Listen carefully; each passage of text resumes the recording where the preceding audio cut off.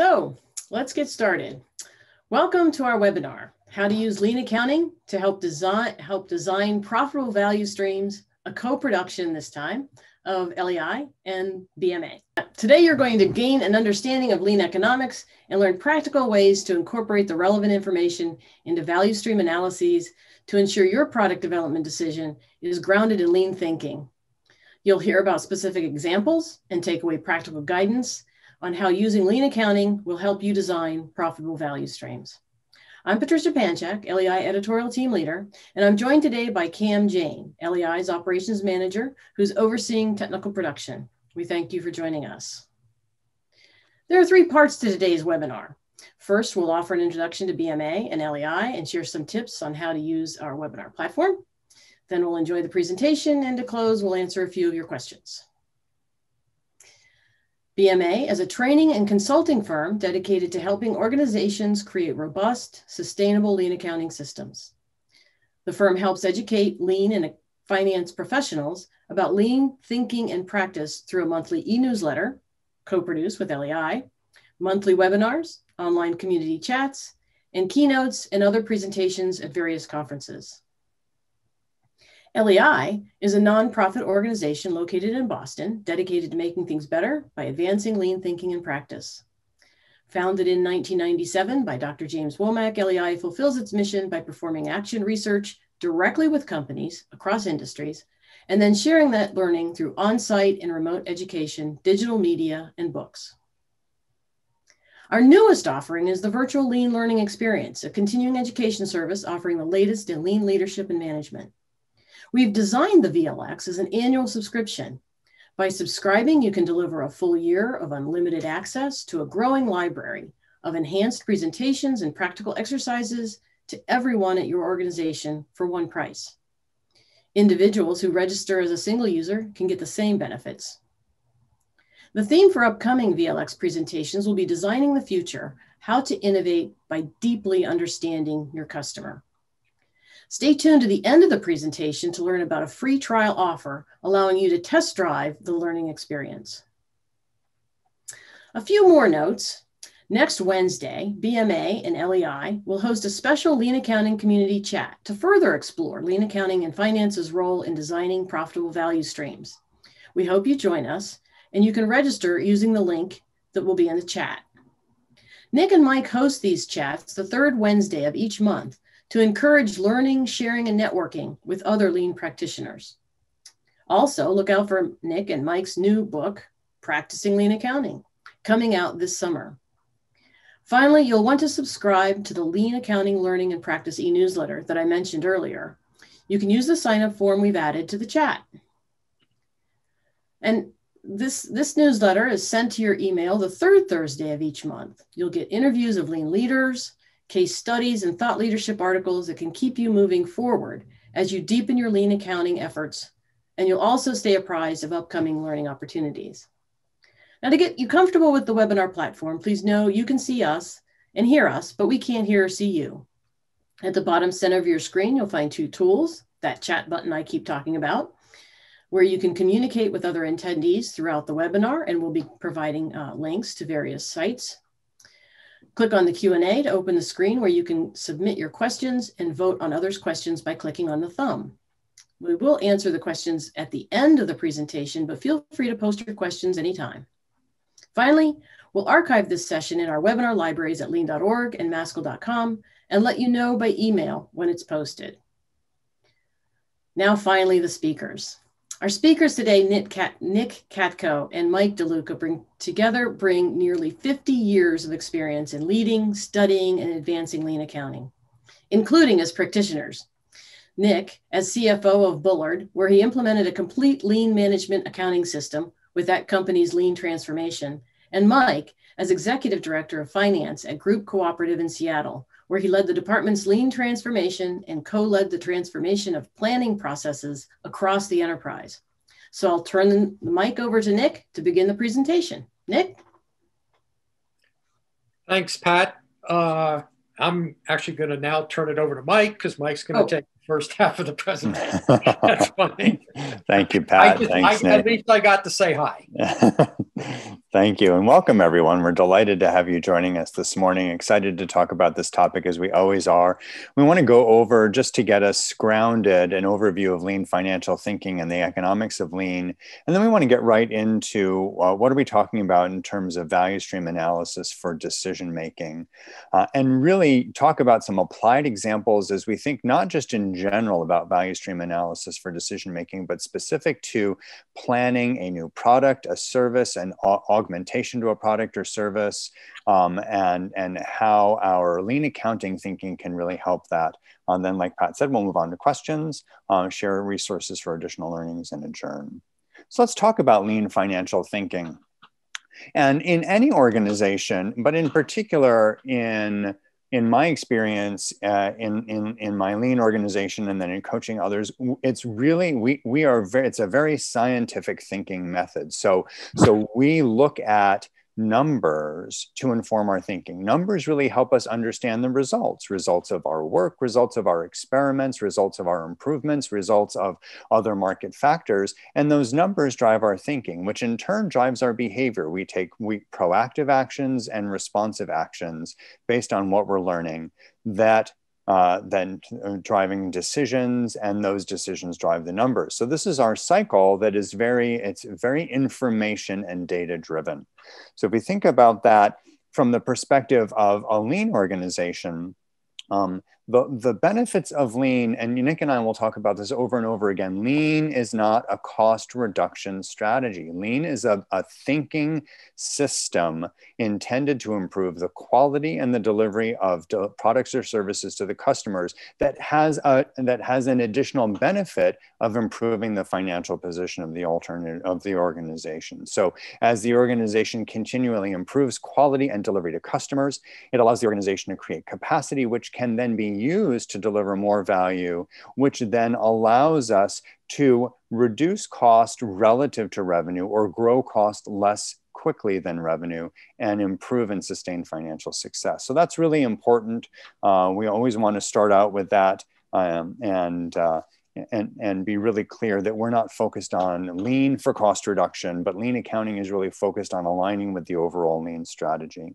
So just a quick example of the economics of lean before we get specifically into talking about the value stream income statement and how that can really help inform decisions around new products and profits. A really simple example here where we have revenue and materials and production expense leading to a profit of 20,000. You can see that, or 20 million if we're talking about this in terms of larger dollar quantities. But because lean in eliminating waste from the process to deliver products and service to customers is freeing up capacity, and the lean strategy is intentional about taking advantage of that capacity, for example, to introduce a new product or service line, we now have the opportunity to improve our monthly profit. So we can look at how the numbers work there. Revenue's going up, materials, the direct cost of delivering that product or service will go up along with the new product or service. But we've created capacity, and you'll see here that the production costs have remained the same. So we've increased profit both from the dollar and the percent perspective. Now you'll notice we're not talking about overhead here. We'll come back to that a little bit later, but that's intentional as we talk about specifically the economics of lean and what changes when either improving products or services or introducing new ones. So let's move on and start talking about specifically value stream analysis and value stream profitability.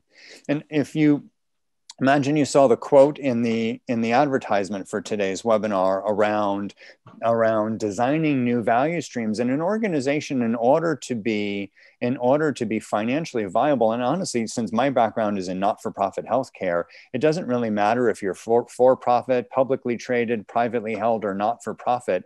You need financials, positive and sustained positive financial performance to continue to deliver to your customers, to run your business. So our focus is on developing and delivering value streams that produce profitable performance. And I think that's relatively universal.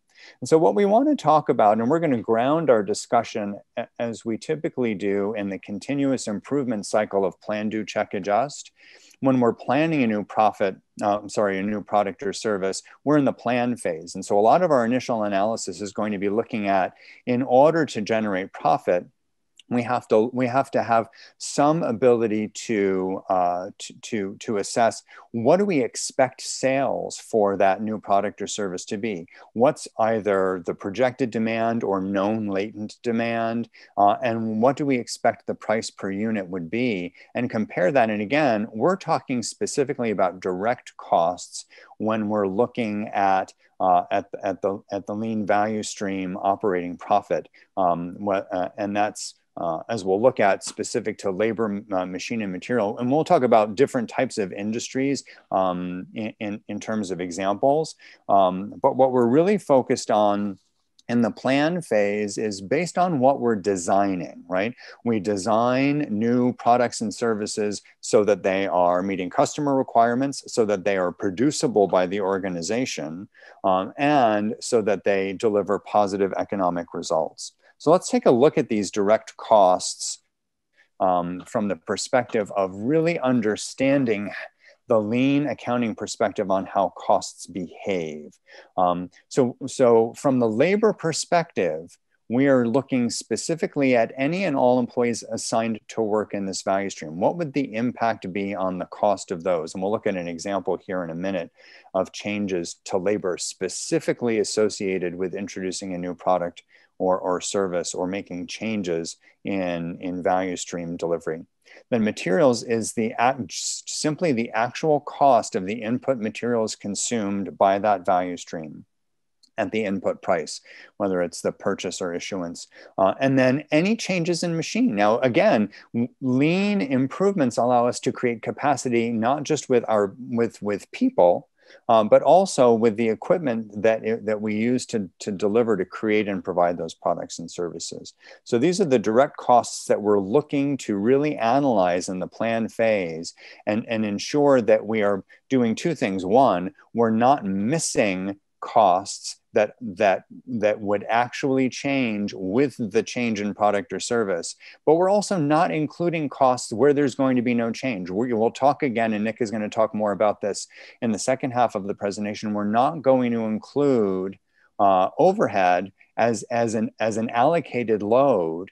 The only way that we would consider non-direct costs is if there is enough of a change in the product or service that specific incremental changes in support services would need to be added, right? So go ahead, Nick. I wanted to add one thing here is, the key is to focus on the actual costs.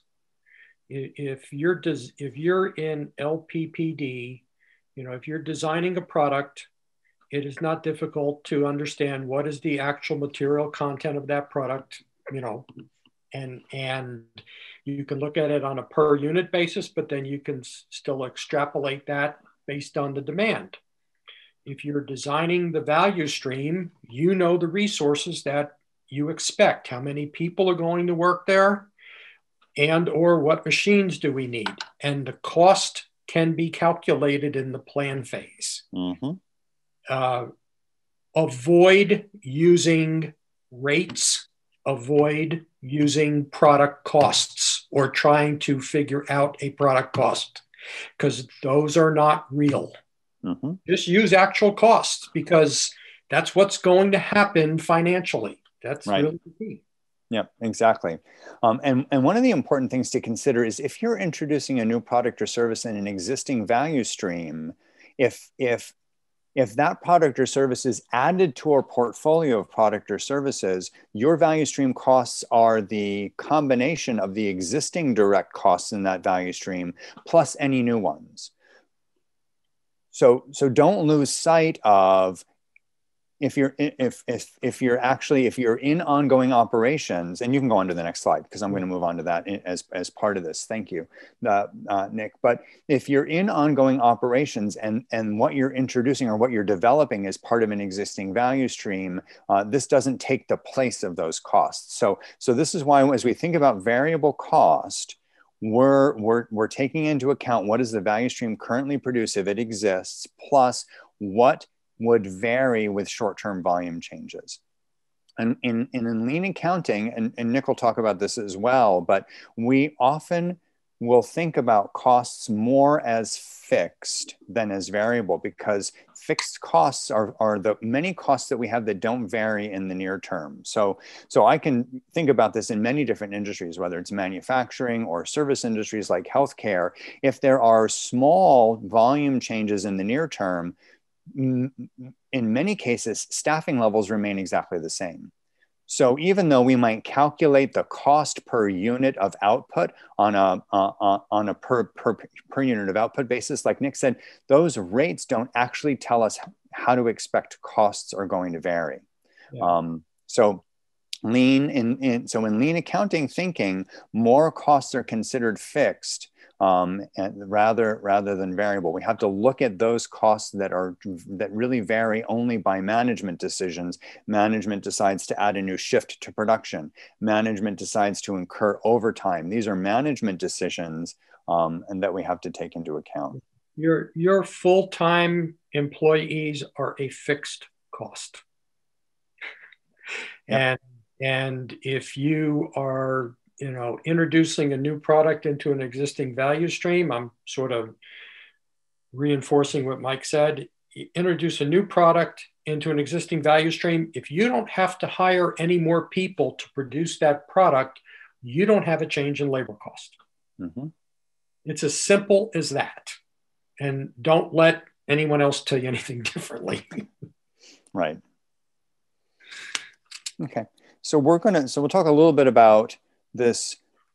In the plan phase, we need some target condition to strive for. And when we're doing lean thinking, lean improvements, lean development, we're setting a target condition in our plan phase. And so Nick and I are going to talk about this idea of using a hurdle rate, which is a very common concept in financial analysis, financial planning, as this analogy to setting a target condition.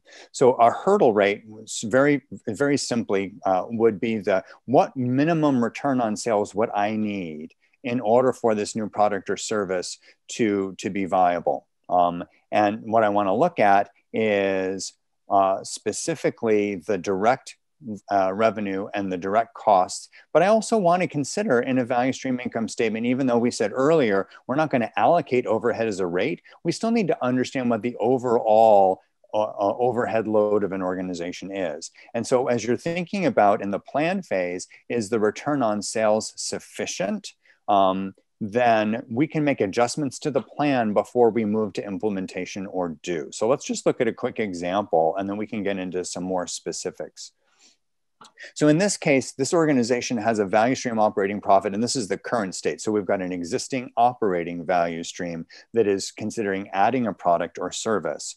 The operating profit is 41%. This organization also has other costs that add up to 32%. So the profit before tax is 9%.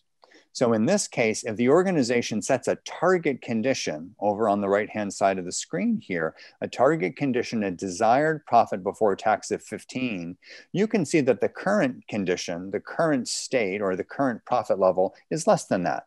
So this would mean a number of things. Now, if we weren't considering adding a new product or service, we would be looking at making improvements both to the direct and the shared operating costs of this organization in order to deliver that, in order to improve to that level. However, in our discussion today, we're specifically considering how introducing a new product or service can help the organization achieve or improve on its financial performance. So in this case, we're holding the other costs fixed at 32%. We'll hold that for a different team to focus on improvement. And we're going to say, in this case, for my new product or service, I have a hurdle rate of 47% value stream operating profit. Any new product or service that I introduce should be able to deliver 41% operating profit when you compare revenue and the direct value stream costs. Yeah. Nick, were you going to say something? Yeah, I was just going to say you can also use this for a new product and a new value stream. So for example, the numbers on the left could represent what is the current state of your company's financial statement. Mm-hmm. And then you can say, okay, you know, any new value stream, we want to achieve 47%, because we have to achieve a certain value stream operating profit in order to cover all those other costs. And as you know, as we transition to the next section here, where we're going to shift from plan and do to more thinking about check and adjust and assessing the ongoing viability and improvement for these new value streams. One of the things that is important in our lean accounting thinking is not to say, okay, I've got a product or service that I'm going to introduce. It doesn't meet my hurdle rate, therefore I'm not going to do it. That gives us an opportunity to adjust our plan before we go into implementation. It gives us an opportunity to say, how far apart am I from that? And what would I have to believe from the perspective of revenue and or direct value stream, direct costs, in order for this to be a robust product or service offering? So with that, Nick, I'll hand it over to you, and we can talk about how we use ongoing value stream analysis to check and adjust value stream profitability. Yeah, thanks. Okay, so we've completed the plan phase. You know, you have your new product in the existing value stream, or you have the new product in the new value stream, and it's operational. All right, so how do we evaluate how things are going? We've created a plan, but we need to be able to look at actual. And if we look at actual and it's not hitting the plan, what do we do to change it? So again, we have to start with thinking, okay? And as Mike said early, a big part of lean accounting, and hence the book cover, is about the way people think, and the numbers drive thinking. And in a lean company, what we want to establish with the numbers is a deep understanding of the true cause and effect relationships between financial performance, operating performance, and capacity. And it not just from the bottom up, but also from the top down. And these relationships are very, very dynamic. Okay, it depends on, you know, the sort of the current state. They're also based on the economics of lean, which we explained earlier in the presentation. I want to make one note here. You know, we're talking about financial performance. We are not necessarily we're talking about actual financial performance as opposed to reported financial results, okay? You know, this is like operating performance, operating financial performance. This is what operating people understand. Operating people don't necessarily have a deep understanding of the financial statements that are reported on a monthly basis, because quite frankly, you know, your accounting and finance people, you know, we have to do our magic to make the financial statements in compliance with reporting requirements. And so we want to establish these relationships with the right numbers. Mm-hmm. And I will say this, I just made a note here. A little while ago, I was working with a company, and earlier today asking them about, well, how do you look at financial performance? And and this is all just finance people, and they threw out, oh, well, I'm looking down here. Oh, we use purchase price variance. We use absorption. We use actual to budget. We use the labor and overhead variance, and we use the material usage variance. I made that note and I wanted to bring that up here. None of those numbers create the true cause and effect relationships, okay? And so here's what we're going to do. We're going to show you what you need to use. The other important thing to understand, which is related to the economics of lean, and if you're doing any kind of ongoing analysis, there's really, you could turn these into questions. You can consider this like a form of thinking, but this is what you have to consider when you're trying to analyze. Is there an impact on demand and sales? Are actual fixed costs changing? Mike mentioned fixed costs change because of management decisions. Do fixed costs have to change? Mm-hmm.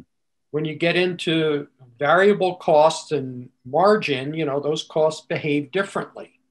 If you're creating capacity if there's an impact on capacity, we need to quantify this. Quantify performance.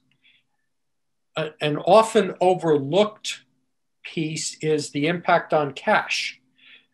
In manufacturing, this really relates to inventory, because inventory is an asset financially, but it consumes cash, and many times operating performance doesn't, you don't see what's happening, the financial impact on inventory. So, and I would just add to that, because we often focus on, when we talk about cash, focus on a couple of things: inventory and the cost associated with that, as well as the days in sales outstanding, which can be significant when you're introducing a service where you're incurring costs but getting paid over time as that service is delivered. So it is important in a number of different ways to consider the impact on cash as well as on the financial performance on the income statement. So in lean accounting, the basic tool that is taught in different forms and fashions is something called the box score. We talked about the relationships between financial performance, operating performance, and capacity. What the box score does is it's the numbers. So here's a simple example. Let's say you're looking at making some improvements, okay? So in this case, there's improvements to quality, improvements to on-time delivery, and improvements to material flow. The inventory days goes down. Okay, those are lean performance measurements, very common in lean organizations. They give you an indicator of improvement. The fact of the matter is, especially when you get higher up in organizations, the determining factor, or what people really understand, is money. Reduction in more cash, reduction in expenses, more profit. And the reason that's common thinking is because, it's easy to understand more profit. It's easy to understand less cost. I don't have to be an expert in continuous improvement. I just want to see the bottom line impact. Mm-hmm. So if you're looking at actual value stream operating profit, what you see in this example is, we have a little bit of change in material cost. Why? We have less scrap. We have less inventory. Our production costs, which in this example are called conversion costs, they don't change. They're fixed. So what's the primary impact of these improvements? It's capacity. We have eliminated waste. That's the non-productive capacity. We have created available capacity. And so, for example, if you're looking at the operating performance of a new value stream, you would, if you have a box score, you can compare actual performance to what the planned performance was. Mm-hmm. If there's more waste than you designed, for whatever reason, there's more waste in the process, you're going to see more non-productive capacity than planned. Mm-hmm. You're going to see your actual value stream profit less than your plan. Your performance measures may not be what you thought they would be. So the idea of the box score is, it gives us a good actual picture. And if I went back to like these possible questions or outcomes, it can drive analysis into each of these areas to try to make improvements to the new value stream or to an existing value stream. Now, the other piece, which was explained in terms of the economics of lean, is what do we do with that available capacity? That determines the true financial impact. There is a relationship between using available capacity and profitability. So in this case, in this example, you can have different alternatives.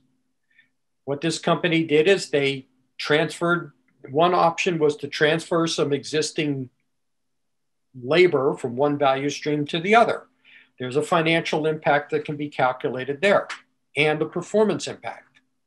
Another example was increasing sales, where you can increase sales, increase the contribution margin, but not increase your production costs, as we talked earlier. Another opportunity is, insourcing some outsourced assemblies. So again, the box score allows you to think about the possible outcomes, quantify them, and show options in terms of what do we, if we do this, what's the result? If we do this, what's the result? That's the advantage of a box score, because it represents the economics of lean. Now, costs.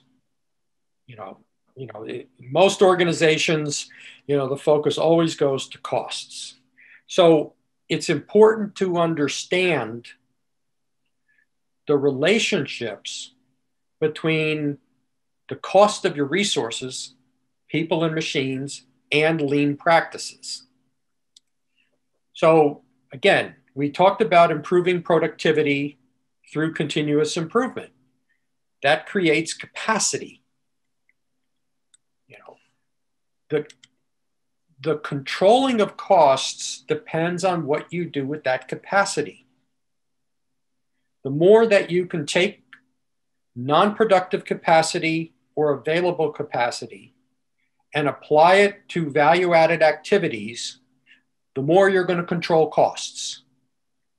If you happen to have excess available capacity in any value stream, you can redeploy it. That controls costs. And so the traditional view of cost control is sort of from the top down. Senior leaders or accounting and finance, they say, here's your budget, here's what your costs need to be, and you have to figure out how to make it happen. The lean accounting view tries to sort of take those true cause-effect relationships between operating performance and financial performance and link them. Mm-hmm. And this can be used by operational people, can be used by finance, can be used by senior leaders in the organization. It's a way of thinking. Yeah, it takes cost management back to the continuous improvement concept of root cause analysis. If I see a cost move, that's the result of one or a series of causes that had that effect, to Nick's point. And so the lean financial thinking is really really to connect with operations to understand what are those causes that produce the effects, whether that's part of checking and adjusting an existing or a new value stream, or even in part of planning a new value stream. And, whenever we talk about costs, we want to look at actual costs, actual operating costs for the period. We don't necessarily want to look at the monthly financial statements and try to work backwards. Mm-hmm. Because the monthly financial report, that's like a history lesson. Okay. Those are costs which were incurred over the last month. You can explain what happened, but they really don't give a whole lot of insight into, what lever can we change right now to have a future impact. Mm-hmm. The feedback loop is too long. Okay. So again, looking at available capacity, and, we repeat this a lot because it is very important, and it's like a foundational principle of lean accounting in terms of analysis and decision making. Understand your capacity situation, or your capacity, where your capacity stands. And if a new value stream is not performing, you're probably going to try to make some improvements. And what do you do with that available capacity? And that determines how you can improve financial outcomes. And this is the key in terms of thinking, in terms of making the connections, and also in terms of analysis. So what I want to do is I'm going to give you a quick new product example using a box score. So here we have a current state box score. Our return on sales is 20%. That's at the bottom. We have a hurdle rate of 28%. So we're not doing as well as we'd like. So we have a new product we're introducing to an existing value stream. We know what the general plan is for sales, so we can calculate the revenue, we can calculate the material cost, and there's a few incremental costs which are part of the new product. We can also see the impact on capacity. So what you see in the right-hand column, okay, we're making money, it's good. The issue is we don't have enough capacity to produce this product. So what do we have to do before the new product introduction to be successful?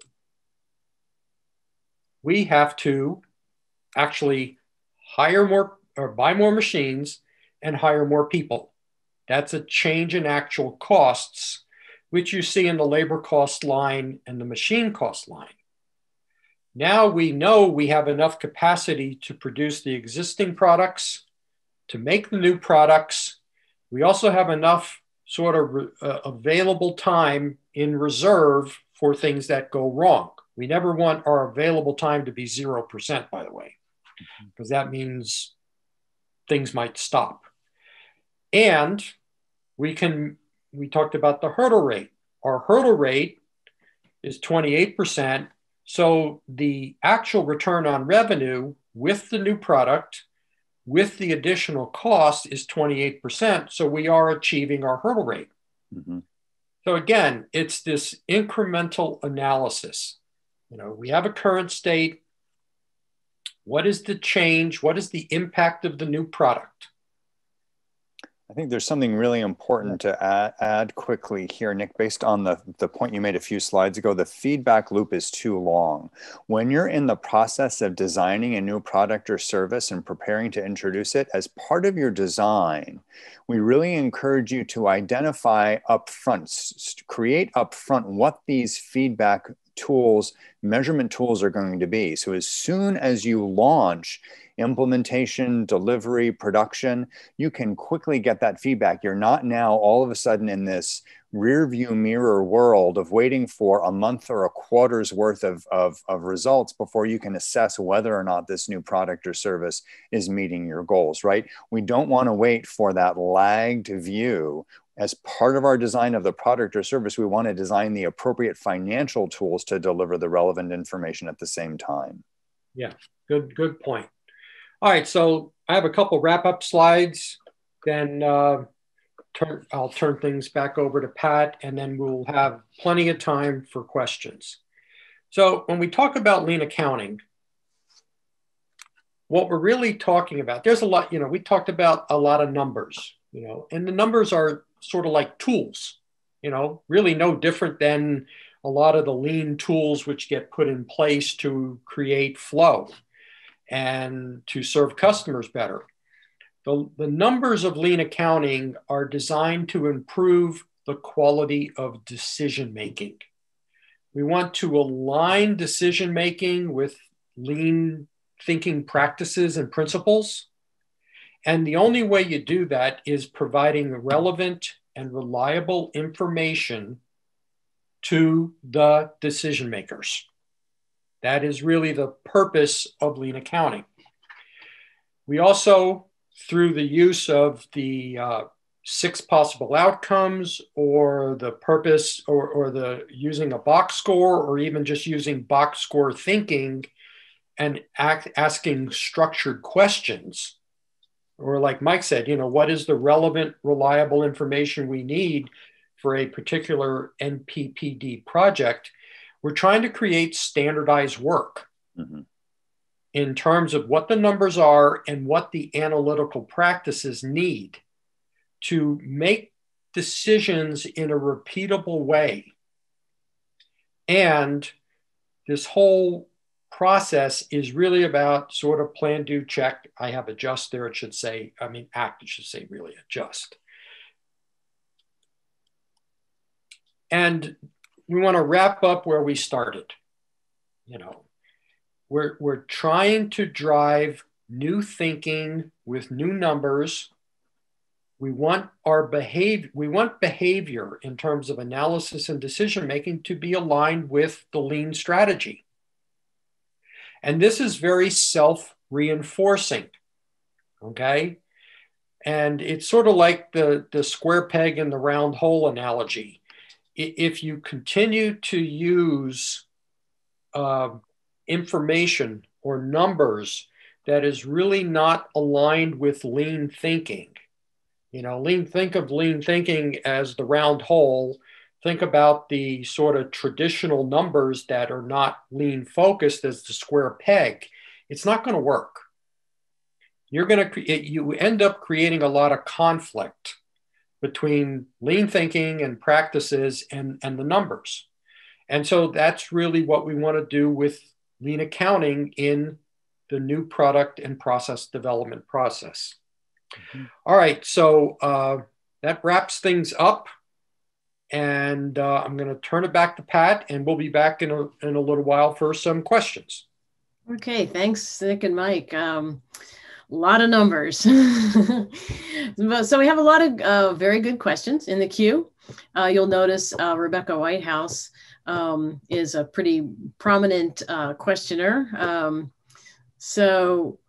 She's an LEI person, and we asked her to add those questions that we received through the registration process so that people could vote on those in the process. So if you haven't asked your question, please do so now. And we will have probably too many questions. And if your question is not answered, you can send your question to Nick and Mike. Their email addresses are on their bio page in the slide deck, which will be made available to everybody who's attended and will be on our website. And as I speak, you're receiving an email letting you know that you've been enrolled in a limited time free trial, allowing you to sample the entire VLX library of enhanced interactive presentations. This limited time offer goes through July 23rd. And I want to turn the meeting over to Matt Savas, VLX Chief Engineer, to tell you a little bit more about that. Thanks, Pat. So the VLX is all about featuring lean leaders in healthcare, manufacturing, construction, and finance, solving today's challenges using lean thinking in practice. And I'd like to demonstrate one of the presentations you'll gain access to as part of your free trial. So this comes from Quest Diagnostics, the leading lab company, and they've shared how they transform the organization using frontline ideas. So you can see the content pops off the page. Begins with a synopsis along with learning goals, so you know exactly what you're going to get out of the content. Their 30-minute presentation has been broken down into a series of short 1 to 5 minute videos, so it remains engaging and you move along. And those videos have been broken down into discrete lessons, so the learning is clear and focused. For instance, here's a lesson on how Quest used employee ideas to transform a call center. We have a pull-out quote highlighting a key point, a short video explaining what they did, as well as a series of additional resources about employee suggestion systems that you can access to continue your learning. So you'll gain access to 25 presentations, half of which are organized in this enhanced format. By the way, we'll do this for Mike and Nick's as well. If you'd like to, we update more every week, by the way. If you'd like to continue beyond your free trial, there are two ways to subscribe. First, there's an enterprise subscription that provides unlimited access. You can provide it to 10, 100, 1,000 of your company's employees for one payment of $2,999. If you'd like to provide it for just an individual, there's also a single user subscription available for $599. We do offer discounts for nonprofits, government organizations, as well as students and educators. So that's the end of my little commercial here. I'll turn it back over to Pat and Mike and Nick for Q&A. Thanks and enjoy the free trial. And boy, do we have a list of questions for you guys. Probably going to be getting a few emails, so, which is terrific. I'm going to start with the most popular one. The question actually, like I said, came in during the registration process, but we have 13 people who have upvoted it. What are the differences between lean accounting and traditional accounting? And will ERP changes be required? So this is a little bit more basic lean accounting, but that's probably a good place to start. You want to go first, Mike? The differences between lean accounting and traditional accounting, we talked about some of them in today's presentation. So just to quickly talk about those, that we're really focused on from the lean process perspective, what activities in the organization result in the financial results.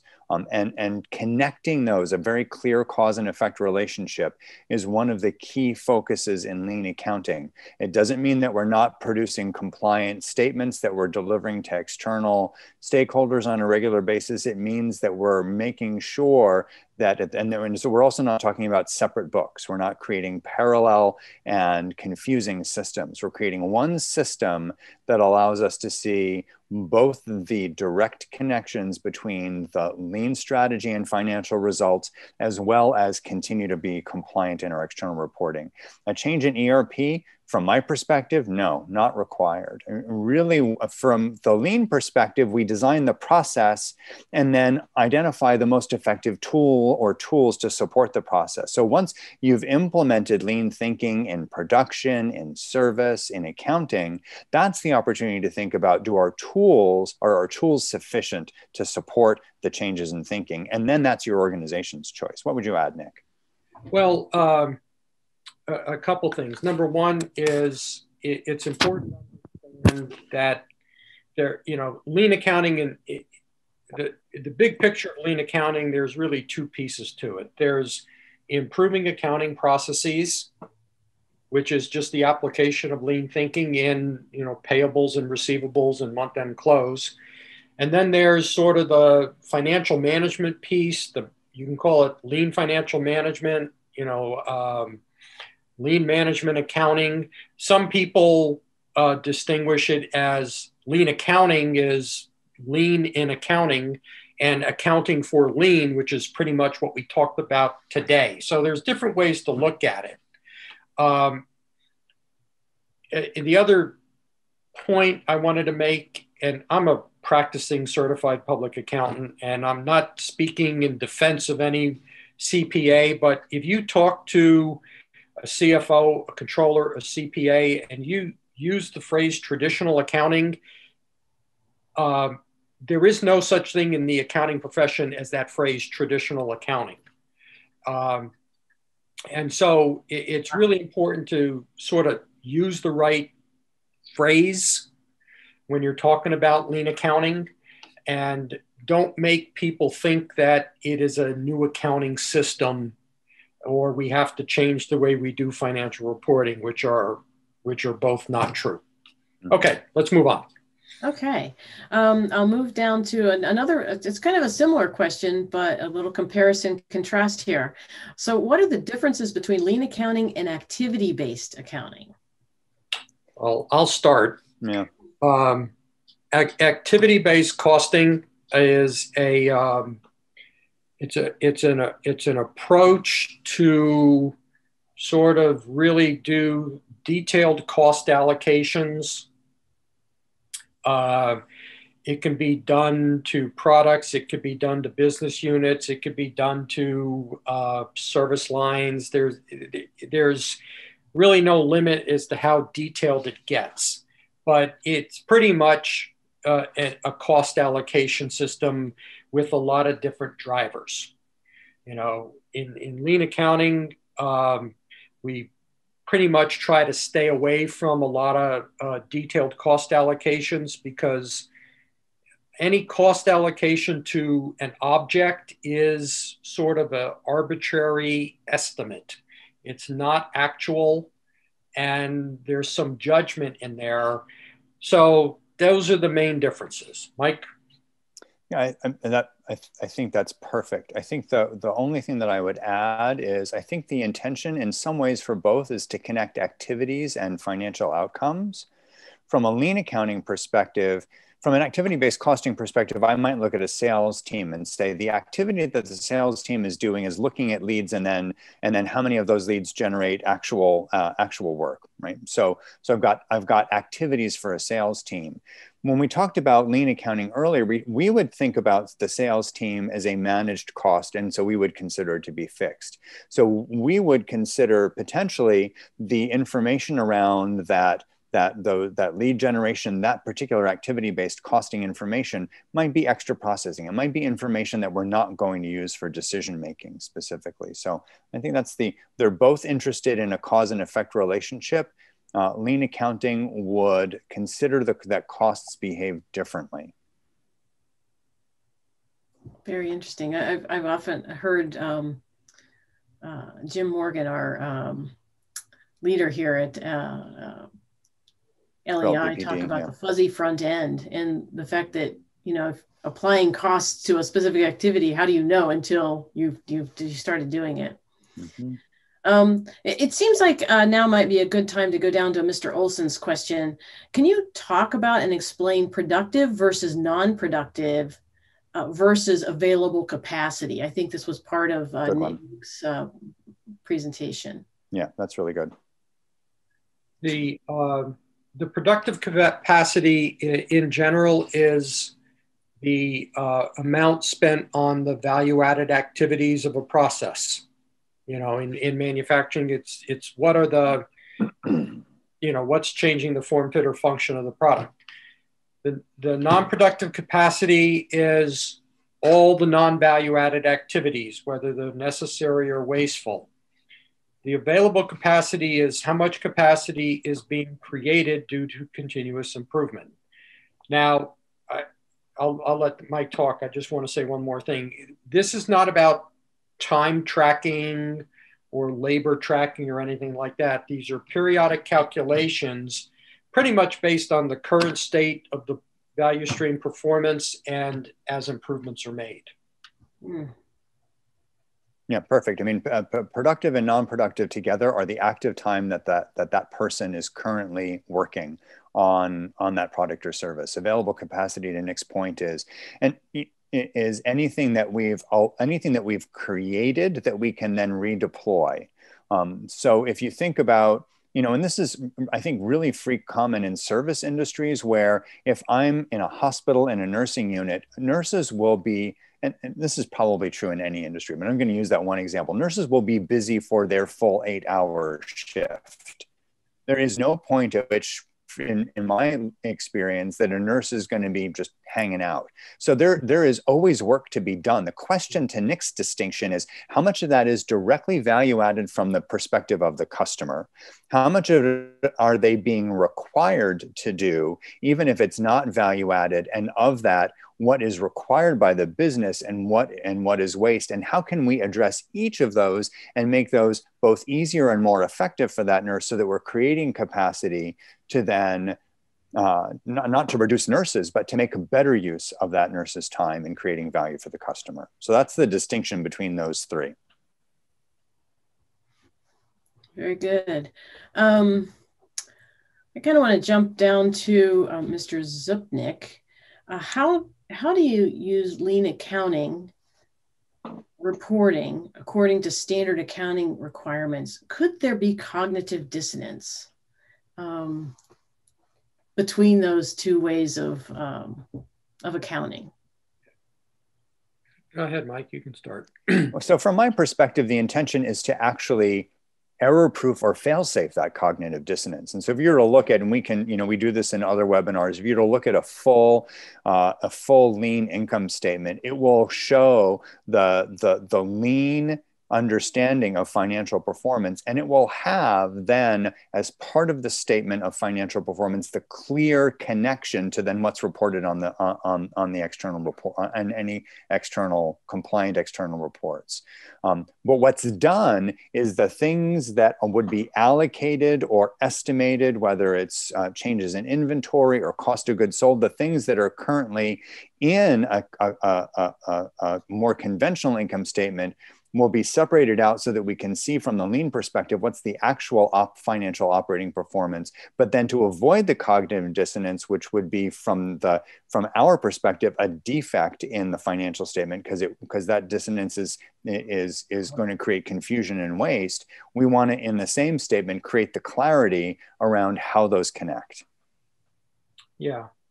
What I'd like to focus on is what I said earlier. If you're talking about information that is used inside the business for analysis and decision making, that's the management accounting side. And as Mike said, what's the understandable and useful information that those customers need and they define the quality just like customers define the quality for your company. Financial reporting is financial reporting. And, is there a connection? Yes. But, financial reporting is not dependent on the management accounting system. They're two separate functions within accounting. Okay. Well, I think we want to ask, I'm going to ask sort of a double question here. Because I'm sure a lot of people want to try to figure out how to get their leadership to do this kind of work this way. How can non-accounting roles, engineering, contribute to and encourage a move toward the lean accounting model? Do you have any examples of companies that? Well, yeah. First of all, lean accounting is not just about the accounting function. It's a company decision. And, in the companies I've worked with that have, made a lean accounting transformation, it's a collaborative effort between senior leadership, finance and accounting and operations. Mm-hmm. And that's what makes it work. And if accounting doesn't understand what's going on, then you got to sort of start with training, because it is possible that your accounting staff may not be that familiar with lean and what lean really is. They might think, oh, that's something that they do in operations, and we don't have to worry about it.